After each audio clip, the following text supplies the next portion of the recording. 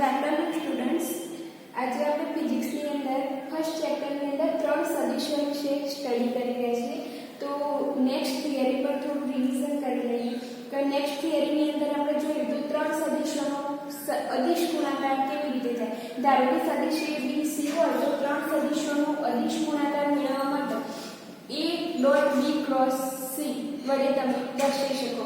હવે એનું પરિણામ કેવું મળે, એનું મૂલ્ય કેવું મળે, એનો ઉપયોગ કયો થાય, ત્રણ સદિશોના અદિશ ગુણાકારનો ઉપયોગ કયો થાય, એ બધી થિયરી આપણે ગયા લેક્ચરની અંદર જોઈ લીધી. આજે તમારો એક નવો ટોપિક આવશે કે ત્રણ સદિશોનો સદિશ ગુણાકાર. આના પહેલા તમે ત્રણ સદિશોનો અદિશ ગુણાકાર વિશે થિયરી ભણ્યા. હવે ત્રણ સદિશોનો સદિશ ગુણાકાર. જો ત્રણ સદિશોનો અદિશ ગુણાકાર હોય તો A સદિશ ડોટ B ક્રોસ C સ્વરૂપ પરિણામ મળે.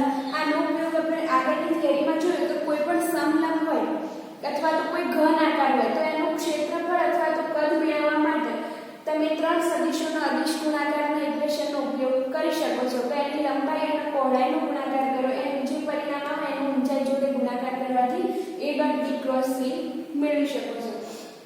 હવે આજે આપણે જોઈએ તો ત્રણ સદિશોનો સદિશ ગુણાકાર. ત્રણ સદિશોનો સદિશ ગુણાકાર મેળવવા માટે ધારો કે કોઈ ત્રણ સદિશ લઈ લો તો સદિશ A, સદિશ B તથા સદિશ C.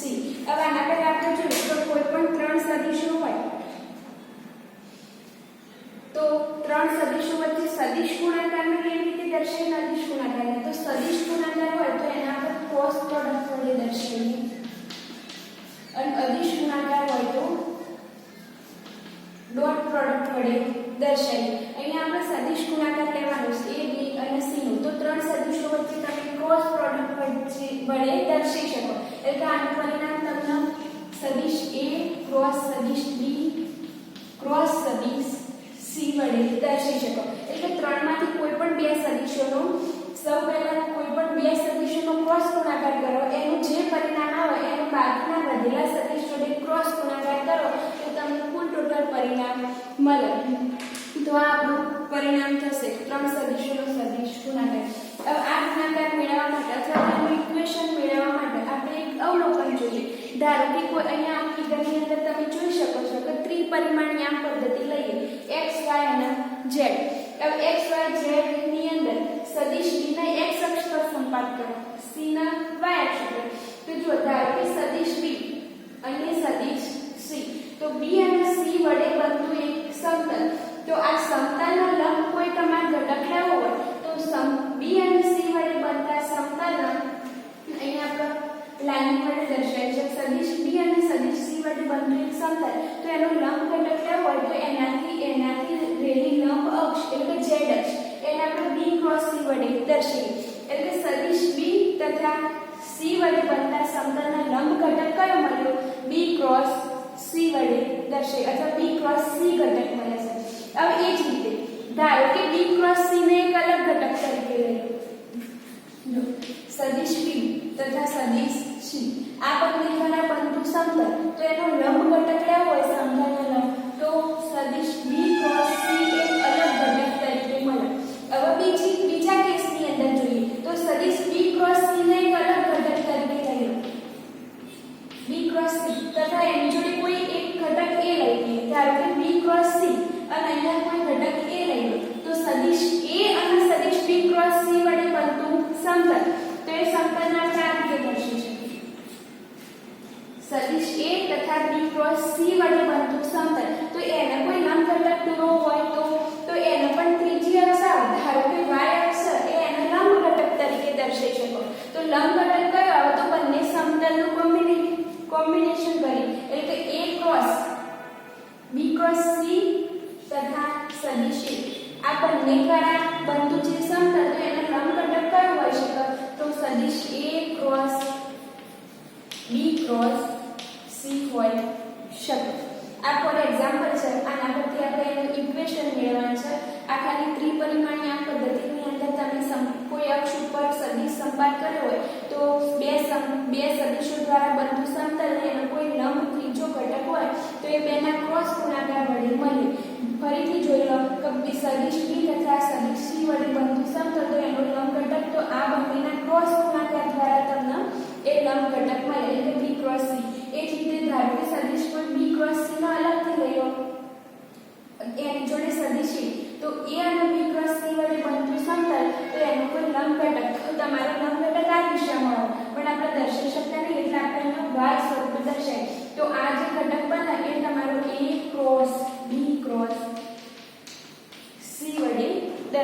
અથવા એ ઘટક મળે. હવે જો આ આપણે ફિગરની અંદર જોયું, પર્ટિક્યુલર એના ઘટકો હોય a b અને c ના, તથા એનો ક્રોસ ગુણાકાર કરો તો તમને ઇક્વેશન કેવું મળે એ આપણે જોઈએ.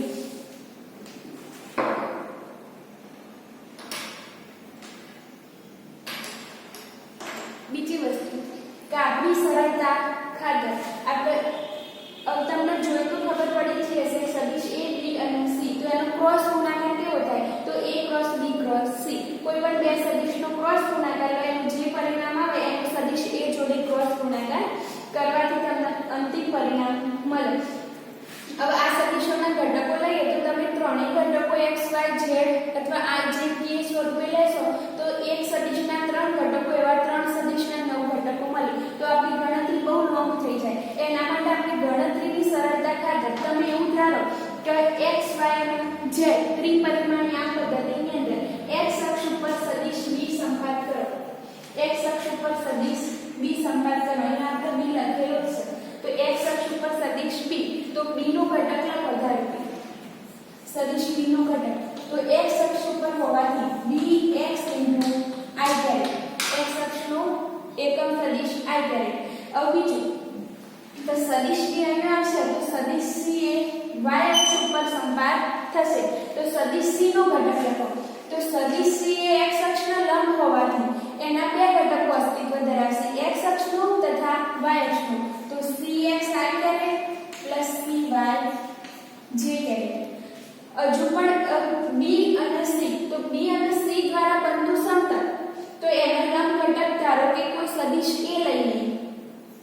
સદિશ a, તો b એટલે કે x અને y નો લંબ ઘટક કયો થશે? z અક્ષ ઉપર. તો z અક્ષ તો x અને y બંનેના લંબ થશે. તો એના ઘટકો કયા આવશે? તો ax I + ay j + az k. તો તમે અહીંયા જોઈ શકો સદિશ a b અને c આ ત્રણેયના આપણે એના ઘટકો દર્શાવ્યા છે. એટલે અહીંયા જો b આ એટલા માટે આ રીતે લેવામાં આવે છે કે તમને સદિશ b ને તમે x અક્ષ ઉપર સંપાત કરો તો સદિશ b ના બાકીની અક્ષો એટલે કે y અક્ષ પર અને z અક્ષ પરનો ઘટક શૂન્ય બને છે. તો તમારી ગણતરીની અંદર સરળતા રહે એટલા માટે c એ y અક્ષ ઉપર સંપાત કરો તો ફક્ત x અને y ઘટકો જ અસ્તિત્વ ધરાવે, z અક્ષનો ઘટક શૂન્ય બનશે. જ્યારે સદિશ એ x અને y બંનેના લંબ હોવાથી z અક્ષ એના ત્રણ ઘટકો અસ્તિત્વ ધરાવશે. હવે આની અંદર આપણે જોઈએ તો ત્રણ ઘટકો તો શું? તો સૌથી પહેલા આપણે કોઈ પણ બે સદિશ એટલે કે b અને c નો ક્રોસ ગુણાકાર લઈએ. તો પહેલો આપણે b અને c નો ક્રોસ ગુણાકાર લઈએ. તો સદિશ b ક્રોસ સદિશ c is equal to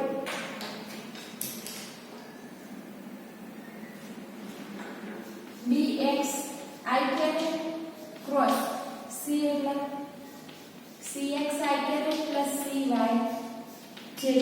આ રીતે તમને મળશે.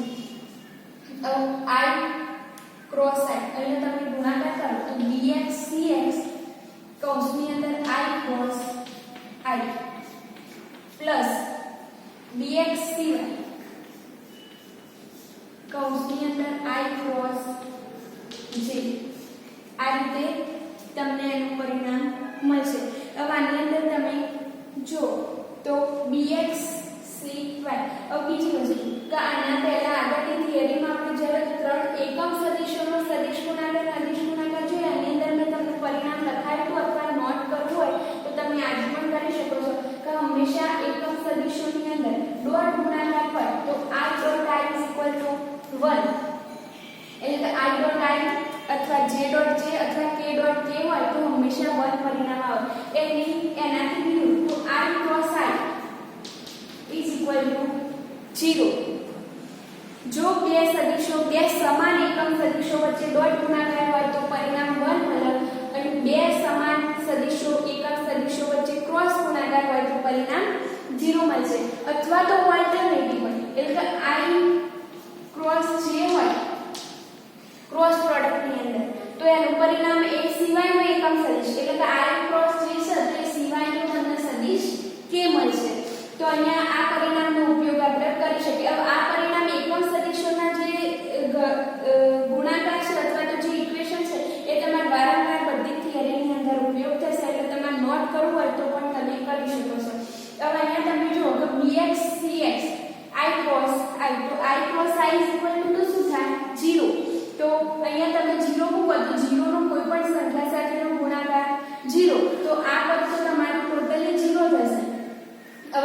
બરાબર નહીં તો bx સિવાય કૌંસની અંદર I cross j अब I cross j શું થાય k કેરેટ તો I cross j ની જગ્યાએ તમે k કેરેટ મૂકો તો તમને અહીંયા bx સિવાય I cross j ની જગ્યાએ k કેરેટ મૂકી શકો તો b cross c આ પરિણામ મળ્યું હવે બીજી વસ્તુ કે b cross c તો આપણે મેળવી દીધા તો એનું જે પરિણામ આવે એનું સદિશ a સાથે ફરીથી ક્રોસ ગુણાકાર લો તો આ પરિણામ આપણે આ રીતે લખીએ સદિશ a ક્રોસ સદિશ b ક્રોસ સદિશ c હવે b cross c તો તમે મેળવેલા છે એની જોડે સદિશ a ના ઘટકો લખો તો ax I cap plus bx સિવાય k કેરેટ કૌંસની અંદર cross ax I cap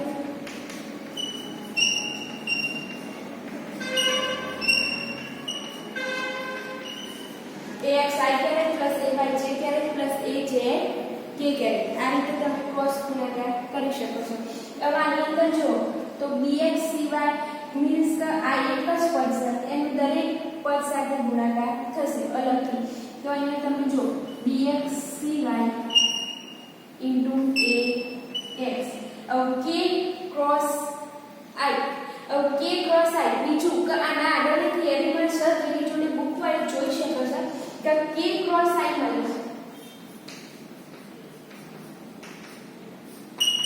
હવે આપણે જોયું તો ક્રમનો નિયમના મીન્સ કે ક્રમના નિયમનું પાલન કરે જો I dot k હોય I dot જો અહીંયા I cross j છે તો એનું પરિણામ k મળે અહીંયા k cross I છે તો એનું પરિણામ તમને j મળશે એ સિવાયનો ઘટક તો ખરો જે કેરેટ પણ કેવું મળશે માઈનસ કેમ તે ચક્રીય ગુણધર્મનું પાલન કરતું નથી એટલા માટે એક કૌંસની અંદર ફેરફાર થઈ જાય જો I cross j અથવા j cross k અથવા k cross એટલે કે I cross k હોય તો પ્લસ j આવે k cross I છે એટલા માટે અહીંયા માઈનસ j આવશે તો અહીંયા આપણે માઈનસ ઇન્ટુ j કેરેટ એ જ રીતે બીજો ઘટક જોઈએ તો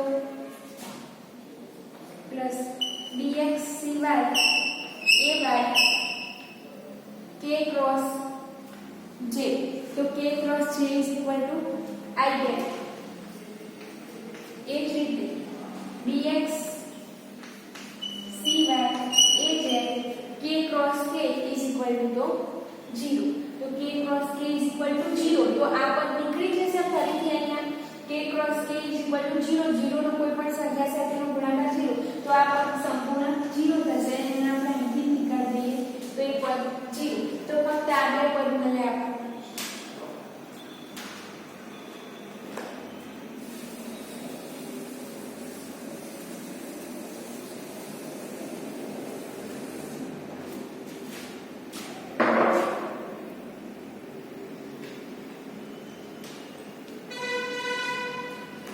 જો આ પદને આપણે પ્લસ ને માઈનસ નો ઓલ્ટરનેટિવ લખી દઈએ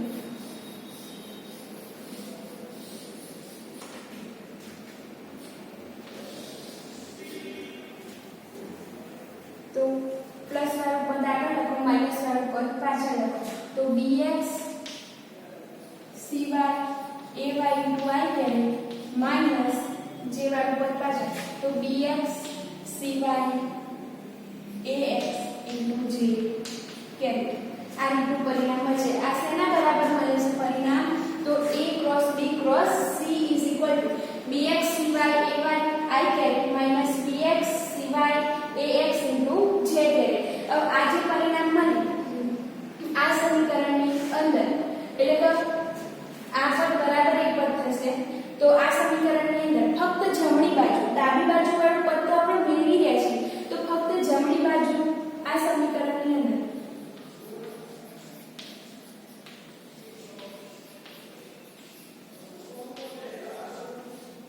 જમણી બાજુ એક પદ ઉમેરતા બાદ કરતા કયો પદ તો ax bx cx into I caret ઉમેરતા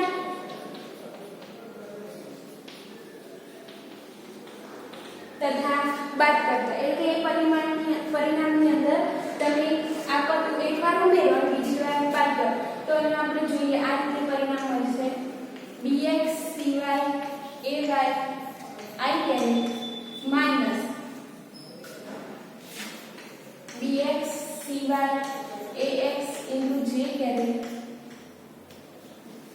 પ્લસ એકવાર મેળ ax bx cx i કરે માઈનસ એકવાર બાદ કરો તો ax bx cx i કરે આ રીતનું પરિણામ મળે.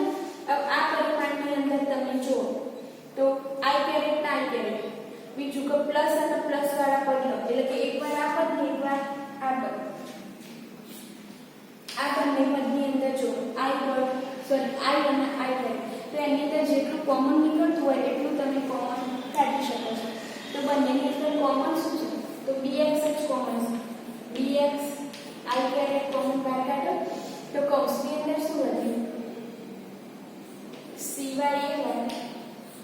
અહીંયા cx plus cx ax અથવા આને તમે ay cy plus ax cx પણ લખી શકો છો. એ જ રીતે હવે આ બંને પદ ની અંદર માઈનસ કોમન શું નીકળશે જો અહીંયા જે અને i કેરેટ વાળા ઘટકો છે એટલે એની અંદરથી જે અને i કોમન નહીં નીકળે તો કયા પદ કોમન નીકળશે તો જેટલા કોમન નીકળે એટલા બહાર કાઢો તો bx તો બંનેમાં કોમન હશે bx એ સિવાય એનો ax પણ કોમન નીકળશે તો bx ax કૌંસની અંદર cy j caret plus cx i caret અથવા એના i કેરેટ પહેલા લખી cx i caret plus cy j caret આ રીતે પણ તમે લખી શકો છો. जो bx i कैरेट कौंसની અંદર cy ay plus cx ax minus bx ax કૌંસની અંદર cx i caret plus cy j caret આ જે સમીકરણ મળ્યું આ સમીકરણ આપણે પર્ટીક્યુલર એના સદિશના સ્વરૂપે લખતા તો સદિશના સ્વરૂપે તમે લખો તો જો પહેલા bx i कैरेट છે તો એને સદિશ b વડે દર્શાવી શકીએ. અહીંયા તમને bx ax is equal to સદિશ a ડોટ સદિશ b પરિણામ મળે. a ડોટ b તો a ડોટ b વડે દર્શાવી શકીએ. એ જ રીતે cx i caret plus cy j caret એના વિશે આપણે કશું નહીં લખી શકીએ ફક્ત સદિશ c જ આવશે. અહીંયા જો ફરીથી બે સદિશનું કોમ્બિનેશન છે કે cy ay તો ay cy plus ax cx is equal to સદિશ a ડોટ સદિશ c વડે દર્શાવી શકો. અહીંયા cx i caret plus cy j caret is equal to સદિશ c લઈ શકો. અહીંયા bx i કેરેટ બરાબર તો b સદિશ b લઈ શકો. સદિશ b is equal to અને અહીંયા સદિશ c is equal to હવે આ જે પરિણામ મળે એને તમે પર્ટીક્યુલર સદિશના ફોર્મમાં દર્શાવી શકો. હવે આ જે પરિણામ આપણે મેળવ્યું સદિશના ફોર્મનું એ સમીકરણ ફરીથી આ સમીકરણની અંદર મૂકતા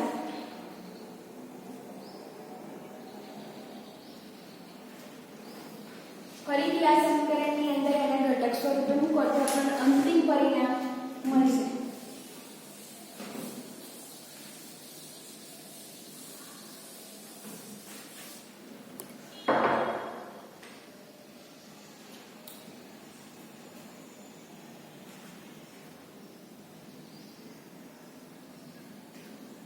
जो अंतिम परिणाम તમને આ રીતે મળશે સદિશ a ક્રોસ સદિશ b ક્રોસ સદિશ c is equal to સૌથી પહેલા ax bx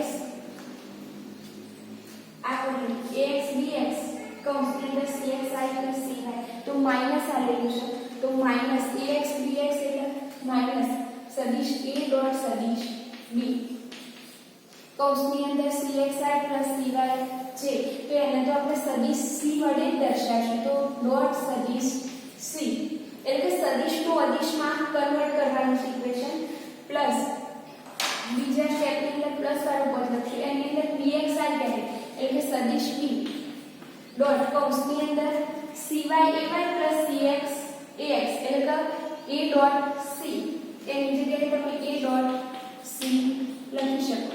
તો આ પરિણામ તમને આ રીતે મળે અને આપણે પર્ટીક્યુલર ગોઠવણી કરતા તો ફરીથી જોઈ લો a cross b cross c is equal to plus વાળું પદ આગળ લખો માઈનસ વાળું પદ પાછળ લખો તો સદિશ b ડોટ સદિશ a ડોટ સદિશ સી માઇનસ સદિશ સી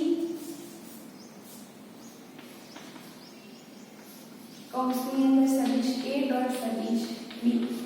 આ રીતે તમને પરિણામ મળશે. એટલે ત્રણ સદિશો હોય a b અને c એટલે તમે સદિશ ગુણાકાર લો તો તમને અંતિમ પરિણામ a સદિશ a ક્રોસ સદિશ b ક્રોસ સદિશ c વડે મળે. અને એનું પણ તમારે જો અદિશ ગુણાકારની અંદર કન્વર્ટ કરવું હોય તો આ પરિણામ અદિશ ગુણાકાર જોડે આ રીતનો સંબંધ ધરાવે છે કે b dot a dot c minus 3 dot a dot b વડે તમે અંતિમ પરિણામ મેળવી શકો. તો આ તમારા ત્રણ સદિશોના સદિશ ગુણાકારની થિયરી થઈ. હવે આની જગ્યાએ અહીંયા તો આપણે a dot b dot c વડે ત્રણ સદિશો લીધા તો તમને પર્ટિક્યુલર ઇક્વેશન આ રીતે મળે છે.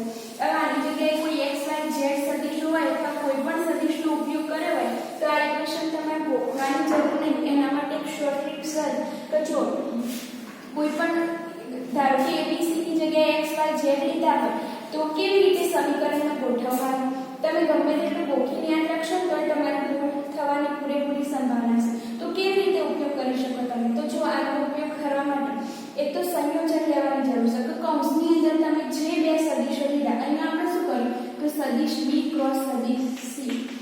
આ કૌંસની અંદર બે સદિશ લીધા તો એનું સંયોજન લો સરવાળાના સ્વરૂપમાં. ધારો કે small b into capital B plus small c into capital C.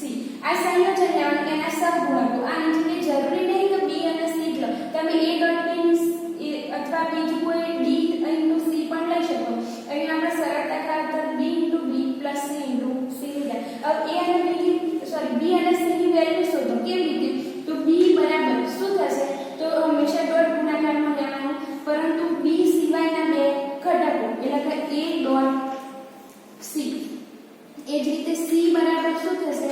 તો c સિવાયના બે ઘટકો એટલે કે a અને b તો a ડોટ b. આને મૂકી દો આ સંયોજનની અંદર. તો સંયોજનમાં તમે મૂકશો તો જો b તો કેપિટલ B તો શું ગુણાકારની અંદર b ની વેલ્યુ મૂકો તો a ડોટ c. ચિહ્નના અવગણો એ સિવાય ખાલી ઘટકો જ યાદ રાખો. તો c ની વેલ્યુ શું મેળવી તમે a ડોટ b અને c તો શું? તો c કૌંસમાં a ડોટ b.